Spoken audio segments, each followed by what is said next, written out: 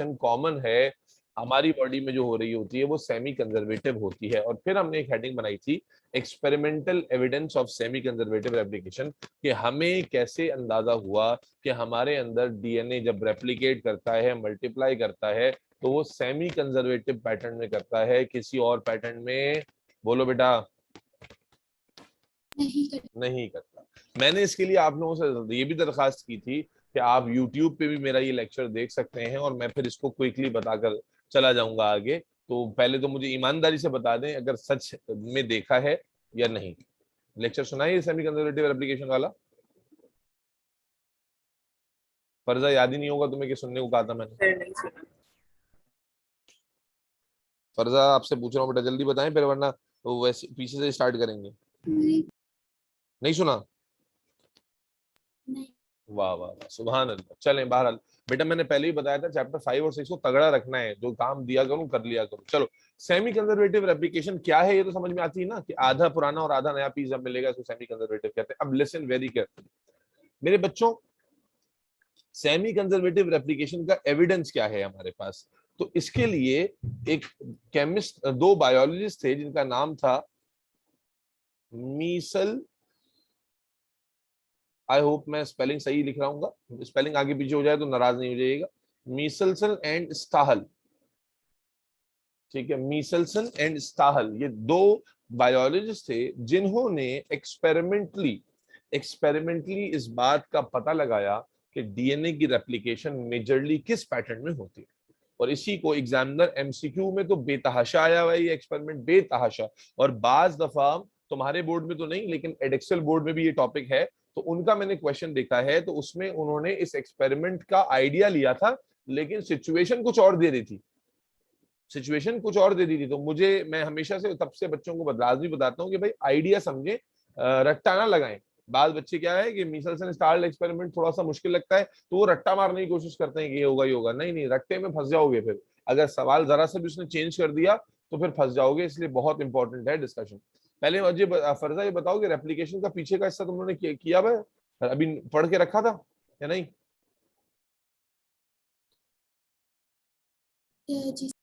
पढ़ा हुआ है, तुमने रिवाइज किया हुआ था अभी? हाँ, सर मैं अभी देखा है, वो लास्ट वाला जो था ना, उसमें मैं नहीं थी, आपको बताया था शायद, मैं गई हुई थी। ओहो, अच्छा बाल, अब चलो समझो। आपने इंट्रोडक्टरी कराया था, बस ये है मेरे पास अभी। अब लेसन किया फुली समझ में, फिर भी इंशाल्लाह लंच चाह तो आ जाएगा। अब मान लो उन्होंने क्या किया, सबसे पहले उन्होंने अच्छा मुझे बताएं कि डीएनए में नाइट्रोजनस बेसिस चाहिए होती हैं, ऐसा? Yes sir. क्या मुमकिन है कि डीएनए, मुझे एक साथ जवाब चाहिए दोनों का, क्या ये मुमकिन है कि डीएनए बगैर नाइट्रोजनस बेसिस के बन जाए? नहीं नहीं, ये मुमकिन नहीं है। और नाइट्रोजनस बेसिस हम पढ़ चुके हैं कितने, कौन सी होती हैं? Adenine, guanine, cytosine, thymine. Yes और नो? यस और नो? अभी हाँ, आवाज नहीं आ रही, एक्टिव हो यस जाओ, सर। माइक अनम्यूट रखो, एक्टिव हो जाओ। समझने वाला एक्सपेरिमेंट है, अगर आपका इनपुट कम आया तो समझ में नहीं आएगा। अब इन्होंने क्या किया, इन्होंने एक आर्टिफिशियल डीएनए बनाया। कैसे बनाया भाई? आपको मालूम है कि भाई ये दीवार कैसे खड़ी हो रही है, आपको मालूम है इसमें कौन सा ब्लॉक लगेगा, आपको मालूम है इसमें सीमेंट कितनी लगेगी, आपको मालूम है उसमें पानी कितना डलेगा। तो जब मुझे सारा कुछ पता है तो मैं ट्राई कर सकता हूँ ना बनाना। यस और नो? तो बिल्कुल इसी यस तरह सर। अब चूंकि हम डीएनए का स्ट्रक्चर जान चुके थे, तो हमें पता था कि इसमें शुगर का मॉलिक्यूल कौन सा चाहिए, इसमें फॉस्फेट ग्रुप कहाँ लगता है, इसमें नाइट्रोजनस बेसिस कैसी चाहिए। तो उन्होंने क्या किया, एक छोटा सा आर्टिफिशियल डीएनए का स्ट्रैंड खड़ा किया। पहली चीज समझनी है, ये मैं पूरी तफसील से बता रहा हूँ, एग्जाम में तो एमसीक्यू में आता है तो बहुत सीधा सीधा चीजें लिखी हुई होती हैं, थोड़ी सी चीजें लिखी होती हैं, लेकिन आइडिया पूरा समझना जरूरी है। आर्टिफिशियल डीएनए जो उन्होंने बनाया, उसमें शुगर जो थी, कौन सी शुगर इस्तेमाल होती है डीएनए बनाने में? D, D oxy ribose sugar. ये सुनो, अच्छा, और फॉस्फेट ग्रुप और नाइट्रोजनस बेस, भाई ये तीन चीजें चाहिए ना हमें, जिससे न्यूक्लियोटाइड बनेगा और फिर उसके बाद आगे काम होगा। तो नाइट्रोजनस बेस चाहिए। अब listen very careful, nitrogenous base क्या बगैर नाइट्रोजन के बन सकती है क्या? हाँ ना बोल भैया? क्या नाइट्रोजनस बेस बगैर नाइट्रोजन की बन सकती है? अभी हाँ जवाब नहीं आएगा, मैं 10 दफा पूछता रहूंगा, मुझे दोनों के आंसर फटाफट चाहिए। क्या नाइट्रोजनस बेस बगैर नाइट्रोजन के बन सकती है क्या? नहीं। नहीं बन सकती। तो बेटा नाइट्रोजनस बेस इन्होंने जो बनाई उसमें इन्होंने एक डंडी मार दी, उन्होंने एक काम कर दिया, जुगाड़ मार दी। वो क्या कि नाइट्रोजन का जो नॉर्मल एटम होता है उसका मास कितना होता है? 14। नाइट्रोजन के नॉर्मल एटम का मास कितना होता है बच्चों? 14 होता है। 14। लेकिन इन्होंने क्या किया कि नाइट्रोजनस बेस के अंदर जो नाइट्रोजन इन्होंने दी, नाइट्रोजन जो इन्होंने नाइट्रोजनस बेस बनवाने के लिए दी, वो नाइट्रोजन का हैवी आइसोटोप सेलेक्ट कर लिया, हैवी आइसोटोप नाइट्रोजन 15।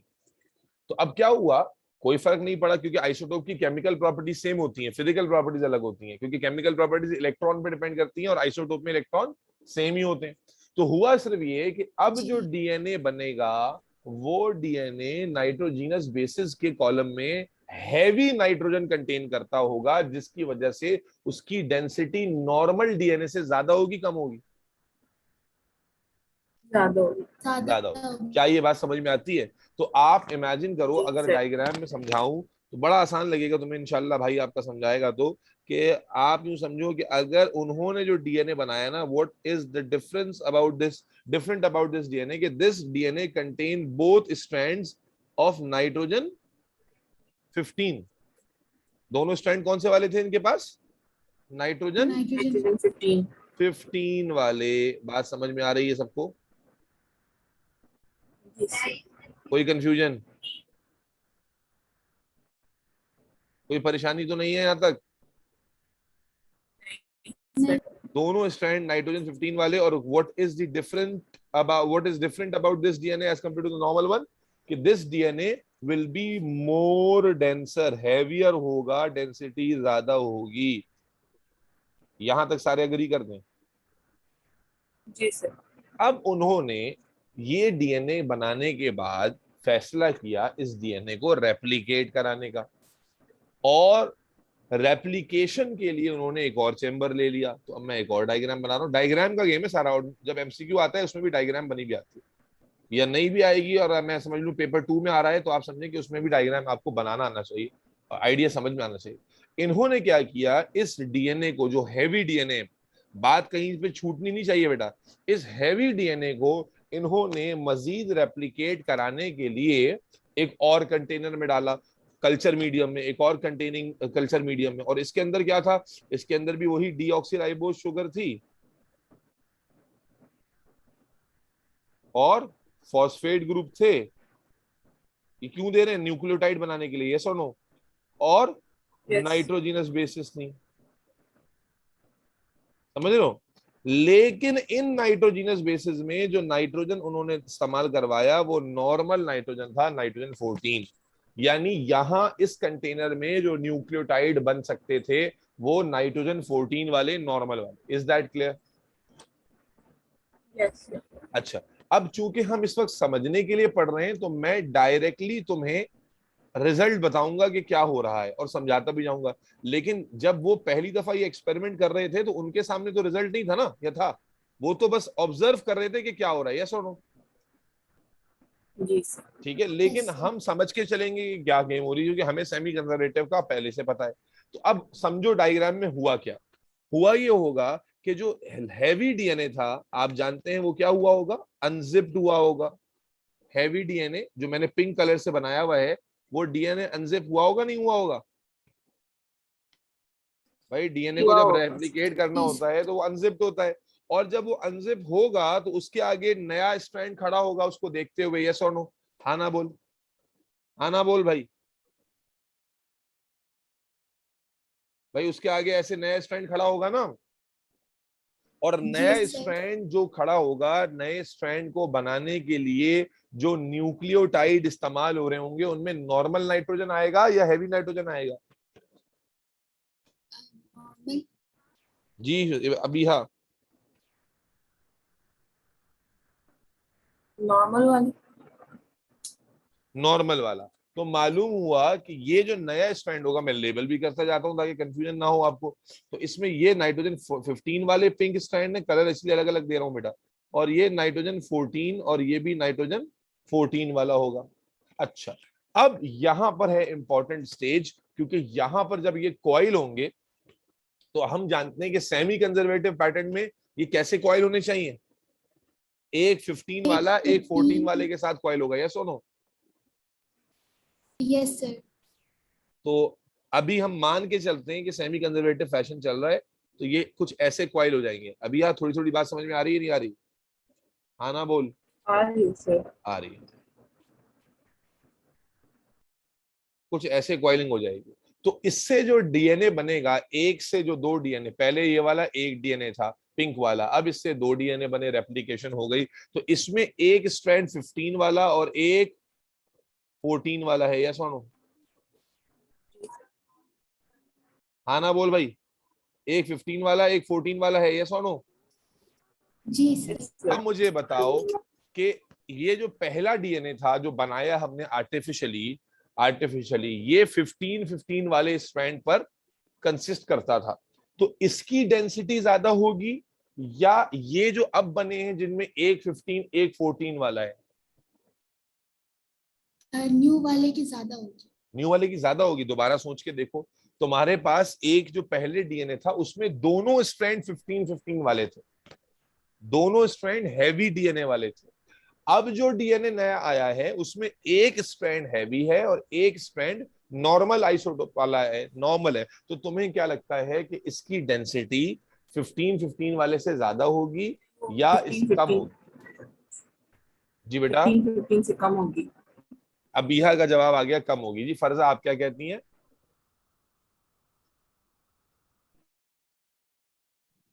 सर बोले बोले, बिल्कुल खुल के बोले। कम। 15 वाले से कम होगी। आप देखें ना, मास में कमी आ गई ना बेटा। 15 का मास है 30 है, आप वैसे ही सीधा सीधा सोच लेंगे। 15 14 का मास है 29, तो जब मास कम हो जाएगा तो डेंसिटी भी कम हो जाएगी ना। बात समझ में आ रही है? तो इसकी डेंसिटी, जी सर। अगर ये हैवियर था तो ये हैवियर से कम है। मैं फिलहाल इसे इंटरमीडिएट डेंसिटी कह रहा हूं, ठीक है? यानी पहले से कम, बहुत ज्यादा कम नहीं है लेकिन पहले से कम। ये बात समझ में आती है? जी तो सर। ये हमने ओरिजिनल डीएनए बनाया था यहां पर।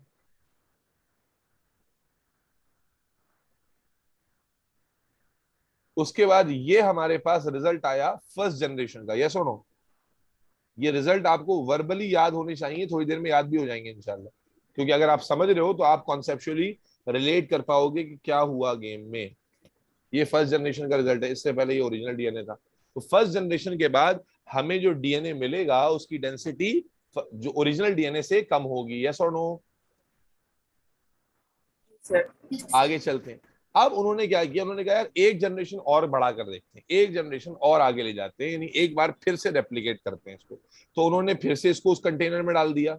कौन से कंटेनर में डाल दिया भाई? जिसमें मटेरियल्स मौजूद हैं। कौन सा कंटेनर है? कौन कौन से मटेरियल है? जल्दी जल्दी बोलो भाई। कौन सा कंटेनर है जिसके अंदर शुगर कौन सी है? Deoxy deoxyribose, phosphate group and nitrogen. Phosphate group भी है। अच्छा भाई, बहुत अच्छे। और इनके पास नाइट्रोजन, और कौन सी वाली नाइट्रोजन में ग्रो हो रहा है? नॉर्मल में, हैवी में? अब ग्रोथ हो रही है नॉर्मल वाले के अंदर, है ना? हैवी का इस्तेमाल सिर्फ एक ही बार हुआ है। अच्छा, तो इन दोनों डीएनए को फर्दर इस मीडियम में रेप्लिकेट करने के लिए छोड़ा। अब इमेजिन करो क्या हुआ होगा, इमेजिन करो जल्दी से क्या हुआ होगा कि जब एक इंटरमीडिएट वाला डीएनए में, एक बनाकर दिखा रहा हूं, वैसे यहां मैंने दो बनाए थे, अब एक बना के दिखा रहा हूं कि इंटरमीडिएट वाले में एक ये हैवी वाला स्ट्रैंड पिंक से दिखा रहा हूं और लाइटर वाला स्ट्रैंड ग्रीन से दिखा रहा हूं। तो ये वाला ध्यान में रखना, कौन सा स्ट्रैंड है ग्रीन वाला? नाइट्रोजन 14। और ये कौन सा स्ट्रैंड है? नाइट्रोजन 15। ये अनजिप होंगे, यस और नो? 15। अनजिप होंगे। और फिर इसके आगे भी जो स्ट्रैंड आएगा वो भी 14 वाले से आएगा, और इसके आगे जो स्ट्रैंड आएगा वो भी 14 वाले से ही आएगा, यस और नो? यस। बात समझ में आ रही है? फरजा, बात समझ में आई है नहीं आई? भाई, क्योंकि अब जो हमारे पास मीडियम है उसमें तो 14 वाले जी नाइट्रोजन है ना, तो अब इसके मतलब है दोनों डीएनए के आगे जो हमारे पास वो आएगा रिजल्ट, उसमें एक डीएनए में दोनों 14 वाले ही आएंगे, और एक में एक 15 और एक 14 वाला आएगा। इसी तरह यहाँ कितने डीएनए बने थे? 2 डीएनए बने थे, तो एक के साथ ये हुआ, दूसरे के साथ भी यही होगा। बोलो भाई। भाई फर्स्ट जनरेशन में हमने 2 डीएनए बनाए थे ना, तो दोनों के साथ यही चीज होगी। अभी यह जवाब नहीं आ रहा बेटा। Yes sir. तो एक चीज तुम्हें अब गौर करनी है बेटा, कि तुम देख रहे हो कि 14 वाले मीडियम में कल्चर होने की वजह से अब तुम्हें यहां पर और यहां पर ऐसा डीएनए नजर आ रहा है जिसमें दोनों स्ट्रैंड 14 वाले होंगे। यस और नो? जी सर। और सर। यहां पर तुम्हें वो डीएनए नजर आ रहा है जिसमें एक स्ट्रैंड 15 वाला होगा और एक 14 वाला। तो अगर डेंसिटी के हिसाब से बात करूं तो ये इंटरमीडिएट डेंसिटी वाला डीएनए भी होगा यहां पर, और लाइटर डेंसिटी, सबसे लाइटर डेंसिटी वाला डीएनए भी होगा। यस और नो? क्योंकि जब दोनों स्ट्रैंड 14 वाले आ जाएंगे तो ये 15 वाले से भी लाइटर हो जाएगा। Is that clear? सर ये पॉसिबल नहीं है कि दोनों 15 वाले ज्वाइन हो जाएं? अगर सेमी कंजर्वेटिव स्टाइल में हम आगे चल रहे हैं तो ये पॉसिबल नहीं है। सेमी कंजर्वेटिव स्टाइल में यही होगा कि जो नया स्ट्रैंड बना है वही पुराने वाले के साथ कॉइल करेगा। अब नए वाले चूंकि 14 वाले बन रहे हैं तो इसलिए मुमकिन नहीं है कि 15 से कंबाइन कर जाए। बात समझ में आ रही है? जी सर। अब लिसन वेरी केयरफुली।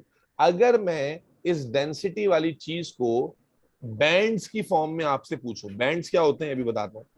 हम क्या करते हैं, ये जो डीएनए हमने बनाए ना, इन डीएनए को हम मैं 3 यहां पर डायग्राम बना रहा हूं एक साथ, ताकि आपको बिल्कुल आखिरी बात बताने लगा हूं। ये अगर ये समझ में आ गई तो एक्सपेरिमेंट समझ में आ जाएगा। फिर मैं सिर्फ आपसे सवालात पूछूंगा जो एग्जामिनर पूछता है जगह जगह पर। ये समझ में आया कि एक्सपेरिमेंट उन्होंने किया क्या?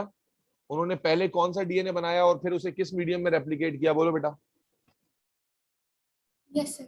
अब उन्होंने क्या किया, अब ये मान लो ये पहला जो डब्बा मैंने बनाया ये ओरिजिनल डीएनए के बैंड के लिए। बैंड का मतलब क्या होता है कि जो डीएनए आपने बनाया उसे आप एक मीडियम में गिरा देते हैं, मीडियम में छोड़ देते हैं और फिर देखते हैं कि वो कहाँ जाके सेटल हो रहा है, उसका सैंपल कहाँ जाके सेटल हो रहा है। तो यहाँ डेंसिटी का बड़ा इंपॉर्टेंट रोल है। हमें मालूम है कि जो पहला डीएनए हमने बनाया था जो वो कौन सा वाला था? हैवी डीएनए था, लाइटर था, इंटरमीडिएट था? हाँ भाई, पहला डीएनए जो बनाया था वो हैवी था, लाइटर था, इंटरमीडिएट था? हैवी डीएनए था। तो जब मैं उसे किसी कल्चर मीडियम में डालूंगा वो सारा का सारा बॉटम पे चला जाएगा या नहीं चला जाएगा? जी यस सर। तो इसका मतलब ये हुआ कि पहला डीएनए बनाने के बाद जब मैं उनके बैंड्स लूंगा सस्पेंडिंग मीडियम में, तो मुझे वो सारा बैंड या सारा कलेक्शन ऑफ सैंपल कहाँ मिलेगा? बिल्कुल बॉटम। बॉटम पर। ठीक हो गया। उसके बाद जब हमने इस जनरेशन को रेप्लिकेट किया था, जो फर्स्ट जनरेशन आई थी, तो फर्स्ट जनरेशन में आप देखें क्या रिजल्ट आया था कि 15-14 वाला इंटरमीडिएट वाला डीएनए आया था। यस और नो? डेंसिटी के हिसाब से फर्स्ट जनरेशन में जो डीएनए आया था उसमें हैवी डीएनए कोई भी नहीं था, बल्कि इंटरमीडिएट डेंसिटी के डीएनए थे। यस और नो? तो इंटरमीडिएट डेंसिटी के डीएनए का मतलब क्या हो गया कि अब जो बैंड मुझे मिलेगा वो बिल्कुल बॉटम पे मिलेगा या थोड़ा सा ऊपर मिलेगा? थोड़ा सा ऊपर मिलेगा। समझ में आ रही है बात? कॉमन सेंस आ रहा है? अब आप खुद ही प्रिडिक्ट कर पा रहे हो कि ये थोड़ा सा ऊपर मिलेगा, ये बैंड थोड़ा सा लिफ्ट हो जाएगा क्योंकि डेंसिटी क्या हो रही है? कम। अगर चाहो तो लेबल भी कर लो कि ये वाला तुम्हें क्यों मिला है? नाइट्रोजन 15-15 की वजह से। और ये क्यों मिला है? नाइट्रोजन 15 और 14 की वजह से। उसके बाद जब सेकेंड जनरेशन आई बेटा, जब सेकेंड जनरेशन की हमने, जरा सेकेंड जनरेशन देखिएगा, तो उसमें आपको 2 तरह का डीएनए मिला। सेकेंड जनरेशन को देखिए, उसमें आपको 2 तरह का डीएनए मिला है, इंटरमीडिएट भी मिला और लाइटर भी मिला। हाँ ना बोल भैया?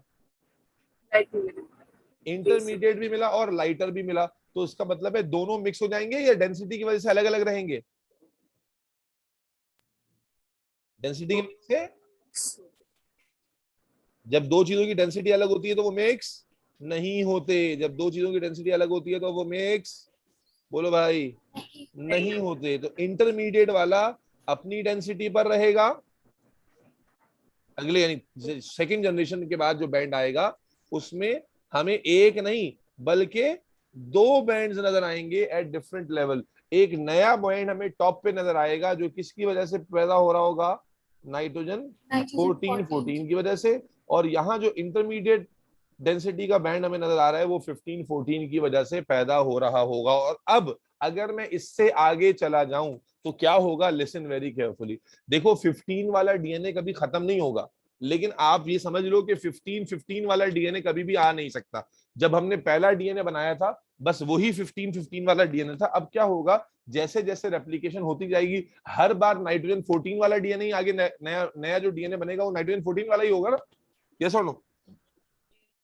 तो मेरे बच्चों इसको कैसे समझेंगे, इसका मतलब है कि अगर मैं इस सेकंड जनरेशन से भी आगे जाऊं तो बस फर्क क्या होगा कि ये वाला जो बैंड है ये वाला बैंड चौड़ा होता जाएगा, ये वाला बैंड बड़ा होता चला जाएगा, क्योंकि नाइट्रोजन 14 वाले जो डीएनए है उसकी क्वांटिटी बढ़ती चली। आप समझ लो बैंड की जो थिकनेस है ना वो क्वांटिटी बता रही है। तो आगे जब मजीद जनरेशन में आगे जाऊंगा हर बार नाइट्रोजन 14 वाला डीएनए आता जाएगा और प्रोपोर्शनैलिटी के हिसाब से इसकी प्रोपोर्शन क्या होती जाएगी, कम होती चली जाएगी, खत्म नहीं होगा। क्योंकि 15 वाला स्ट्रैंड जब मौजूद है तो 15 वाला डीएनए आता रहेगा, लेकिन क्वांटिटी के हिसाब से हम क्या दे, अभी देखो अभी दोनों बराबर क्वांटिटी में बने। सेकंड जनरेशन में देखो ये वाला और ये वाले भी दो बने हैं और ये वाले और ये वाले भी दो बने हैं, यानी 50-50% दोनों बने।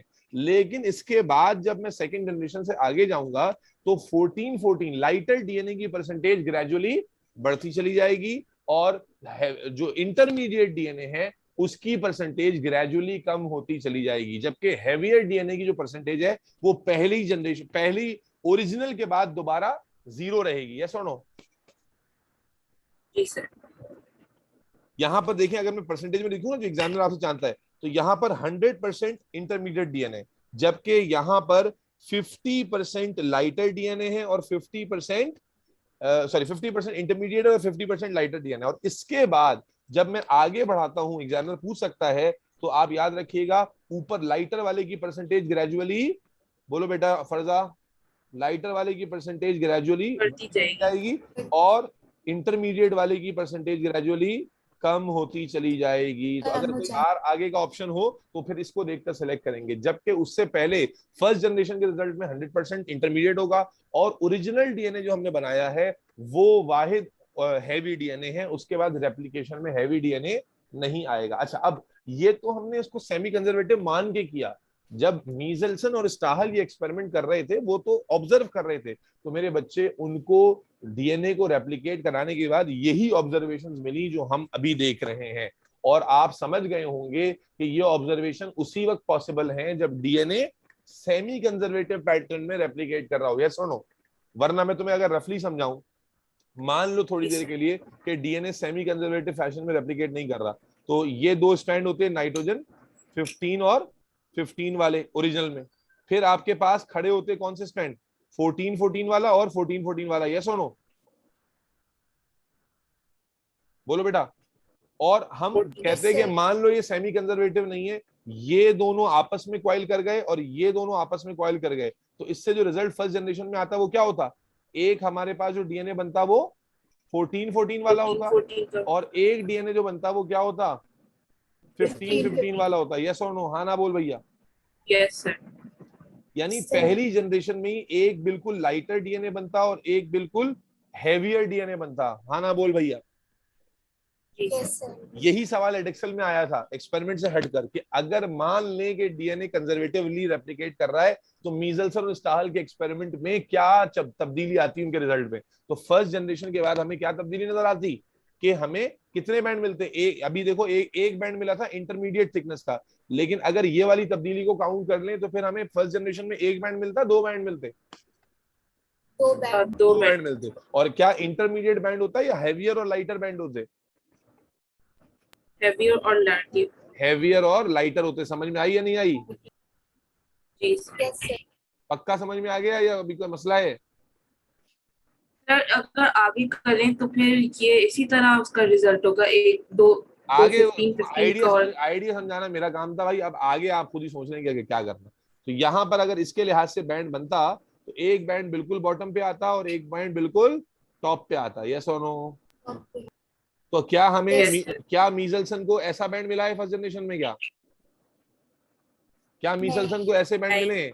ऐसा बैंड तो नहीं मिला। इसका मतलब है कि अगर डीएनए सेमी कंजर्वेटिव, यानी ये जो ऊपर हमें बैंड्स मिले जो परसेंटेज की फॉर्म में मैंने लिखे, ये बैंड उसी वक्त मिलना मुमकिन है जब डीएनए सेमी कंजर्वेटिव पैटर्न में रेप्लिकेट कर रहा हो। तो इस तरह से इस एक्सपेरिमेंट से ये साबित हुआ कि DNA always replicates in semi conservative fashion. Diagram अच्छे से ड्रॉ कर लो, बना लो, और अब इससे ये खत्म हो गया एक्सपेरिमेंट, इसको नोट कर लो प्रॉपर्ली। कोई कंफ्यूजन तो नहीं है भाई? बोलो। नहीं सर। नहीं सर, समझ आ गया।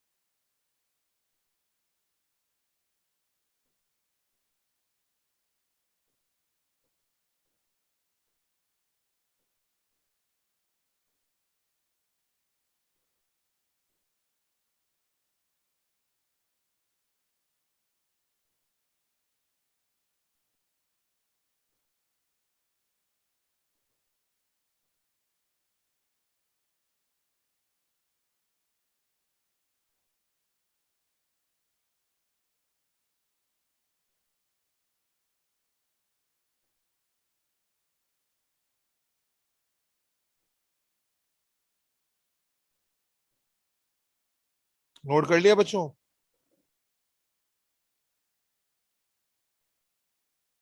सर बस बेस वाला है।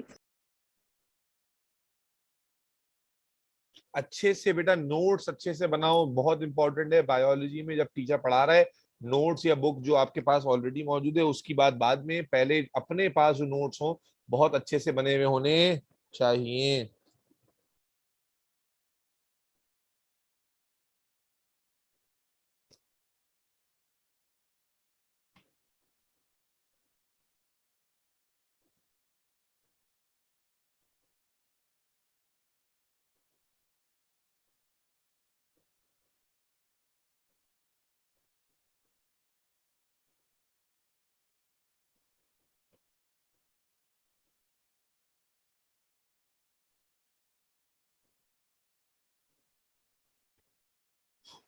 डन फरजा? जी सर।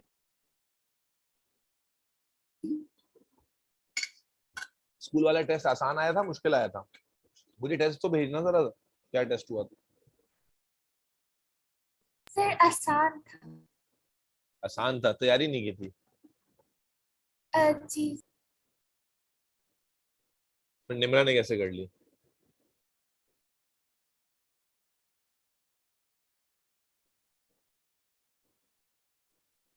नोट कर लिया, आगे बढ़ूं?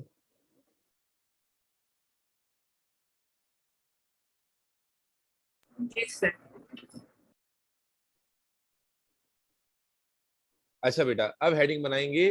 देखो इस चैप्टर में हमने क्या क्या पढ़ लिया, अगर याद हो आपको या ना याद हो। इस चैप्टर में हमने स्टार्ट किया था न्यूक्लिक एसिड से, डीएनए और आरएनए पे। डीएनए का जो स्ट्रक्चर है उसमें न्यूक्लियोटाइड क्या होता है, न्यूक्लियोटाइड में जो बातें हमने आपको बताई थी बड़ी काम की बातें थी। और उसके बाद फिर मैंने आपको, अल्लाह आपका भला करे, क्या कराया था? स्ट्रक्चर ऑफ डीएनए पूरा कराया आपको कि डीएनए कैसे खड़ा होता है। उसके बाद फिर रेप्लिकेशन, फिर रेप्लिकेशन की टाइप्स, और उसके बाद आज हमने आपको एक्सपेरिमेंटल एविडेंस ऑफ रेप्लिकेशन बताया। समझ में आया है या नहीं आया? सच बता दो।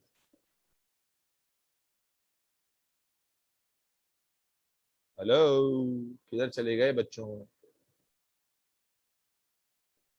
जी बात सर। तो समझ आ गया। आ गया समझ में, ठीक हो गया। तो अब इसके बाद हेडिंग बना लीजिए structure of RNA. Structure of RNA, structure of RNA.